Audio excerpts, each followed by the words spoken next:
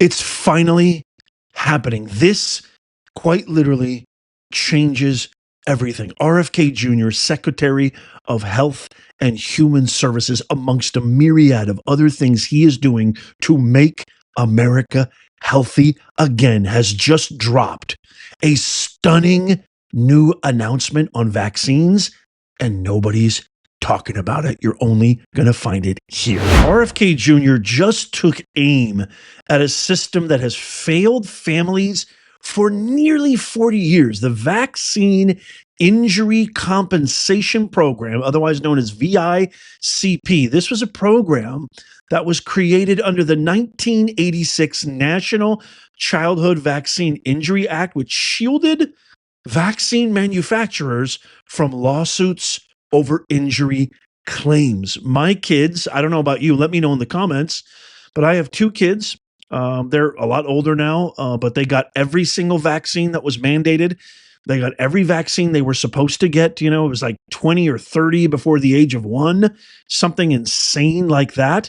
You know, I didn't think of it because I had a family that was full of doctors and oncologists and et cetera, et cetera. And I had a lot of colleagues and friends, you know, when I worked in the public sector as a professor, and even in my business practice, I had a lot of clients in the medical industry, and they're like, no, all this vaccine kind of conspiratorial crap, it's all nonsense. Give your kids all their vaccines. Well, you know, before becoming the Human Health Services Secretary, Kennedy exposed how vaccine manufacturers were being hammered with lawsuits due to injuries. One of the largest manufacturers at the time, Wyeth, now part of Pfizer, reportedly told President Reagan, give us legal protection or we'll stop making vaccines. What was Reagan's response? Why not just make safer vaccines? Wyeth's answer? Vaccines are, quote, unavoidably safe, end quote. That phrase, quote, unavoidably safe, end quote, would later appear in a Supreme Court decision and reflects the legal premise that some vaccine injuries are inevitable.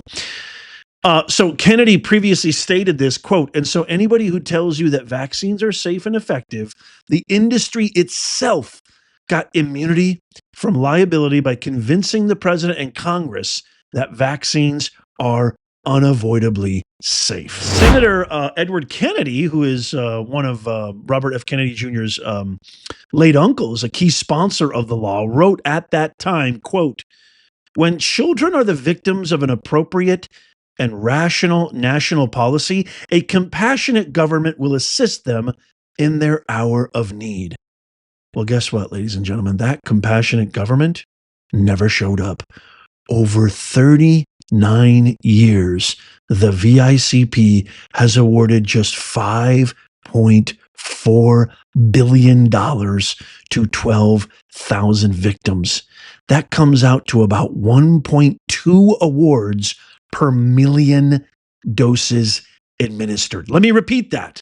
1.2 awards per million doses administered. Essentially, it's a big giant goose egg. Nathan, a whole lot of nothing. Hasta la pasta. See ya. Wouldn't want to be. In a brand new statement on X, Secretary Kennedy said he intends to fix the broken system. I want to read this entire statement to you, but he essentially explained that the court was meant to resolve claims quickly and fairly with doubts about causation resolved in favor of the victim. Here, I want to read this entire statement right here so we can read this together. In 1986, the 1986 Vaccine Act gave vaccine makers immunity against lawsuits by children who suffered vaccine injuries.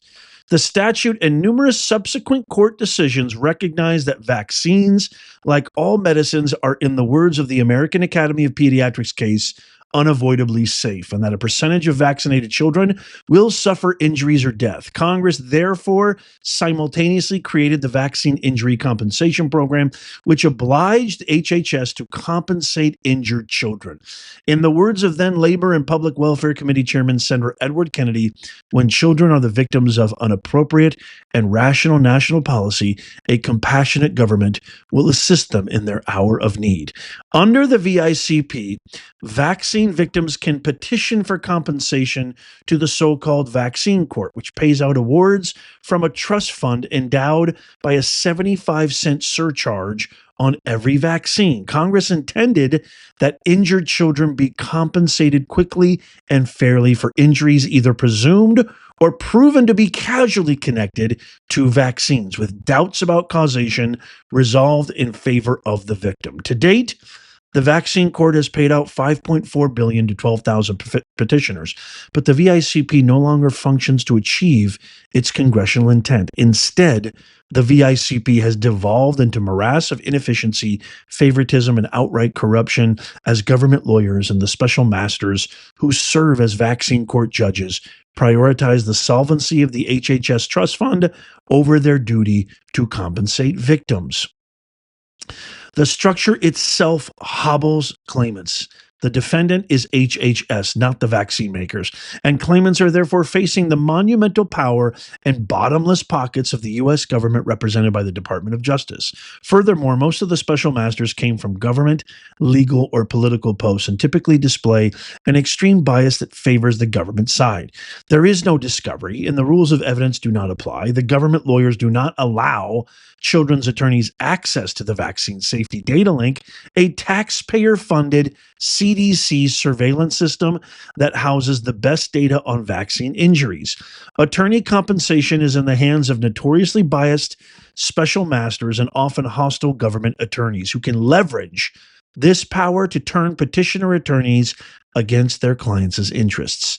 The VICP routinely dismisses meritorious cases outright and drags them out for years. Instead of quickly and fairly awarding compensation, special masters dismiss over half of the cases. Most of those that proceed typically take 5+ years to resolve, with many languishing for more than 10 years as parents struggle to care for children suffering with often extreme disabilities. Petitioners as attorneys complain that the special masters make punitive downward adjustments to attorneys' fees and medical expert fees to punish effective advocacy. Expert witnesses for injured children complain that they suffer intimidation and even threats that they will lose professional status for NIH funding if they testify for injured children. The government pays its own medical expert witnesses promptly while simultaneously slow-walking payments for petitioners as experts, sometimes for years. Wow. The VICP is broken, and I intend to fix it. I will not allow the VICP to continue to ignore its mandate and fail its mission of quickly and fairly compensating vaccine-injured individuals. I'm grateful to be working with Attorney General Pam Bondi and HHS staff to fix the VISP.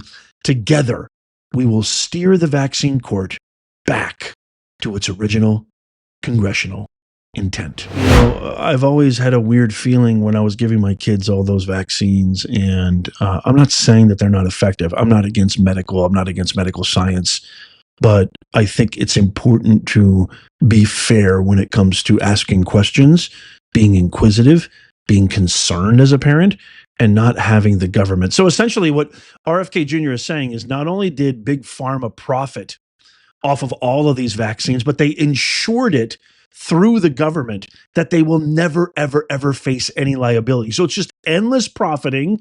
It's endless kind of advocacy for the effectiveness of this, and any questioning, any scrutiny, or any dissent or voice of dissent is summarily pushed away in more ways than one. And usually it's due to the fact of the big fat pockets of attorneys and law figures from the government side, which outweighs any complainants, resources. So it's a complete and utter travesty. Not only is this guy, RFK Jr., who I love, let me know what you think of RFK. By the way, his staff, the Secretary of Human Services, they all watch this show. Caroline Levitt, let them know how you feel. Leave a comment. He's taking out poisonous chemicals, additives, and dyes from our foods. He's finally rolling back all of these ridiculous, preposterous, freeform regulations that the entire world is against, putting these certain specific ingredients in our foods. He's finally saying, well, wait a minute, Europe doesn't allow this in their food. Why are we? So he's doing that, not for you, not for just me, for our kids, for future generations, for everybody. But I just want to say this. I always felt that his soul was intact. What do you mean by that, Nez? What are you getting all highfalutin? No, no, no. I feel, and this is just me, you can say, Nez, you're full of crap. I don't care what you say. I feel that I have an amazing judge of character. It's one of my number one skills. And it's this internal antenna that you cannot manufacture. You can't, buy it somewhere. You can't learn to use it. You can't, it's not a skill set that you can acquire. It's something intrinsic and it is deeply ingrained in the marrow of my soul. And I just always felt that this guy, RFK Jr., he was on the side of good. He was on the side of right. He actually cares. He actually wants to leave a legacy. He actually wants to do the right thing. And this is just absolutely huge, taking on a huge, this is truly David and Goliath here. And God bless President Trump for picking him. God bless President Trump for appointing him as the Health of Human Services, because Trump could have gone back on his word. He could have been like, "Look, this guy was running for president. He had a large contingent of independent voters that wanted to vote for him." He said, "No, I'm going to endorse Trump." As long as Trump will, in some way, shape, or form, he used the system like with political artfulness. As long as somehow Trump will pick me to be on his cabinet in some form or another, he obviously advocated, I'd like to be the director of Health and Human Services. And Trump came through with his word, which is amazing. He could have just said, nope, I got your vote. See you later. Like 99.99% other politicians, Obama probably being one of them. That guy has stabbed more people in the back than Jack the Ripper. Including us, the American citizens, especially after this latest discovery. Trump fell through with his word. Trump came through and honored his word, and God bless him for that, because we have an amazing superstar in RFK Jr. I love Tulsi Gabbard. I love Pete Hegseth. I love Secretary of Treasury Bissett. We have an amazing cabinet of all-stars. Don't get me wrong. But this guy might just be the MVP. Let me know, by the way, quick question, free poll. Who's your favorite cabinet member? Let me know in the comments down below. I can't wait to hear from you.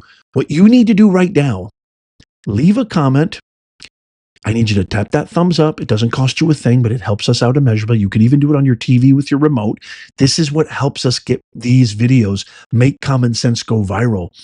Get the message out. They're not talking about this anywhere else. So please do that right now. Don't forget to check out these videos coming up on the screen right here, just in case you missed them. You can tap my face right there with your remote or your mouse or whatever and subscribe. It's free. Just tap that and subscribe. It's absolutely free. And as always, may God bless you and may God bless the USA and all who defend her. I'll see you soon.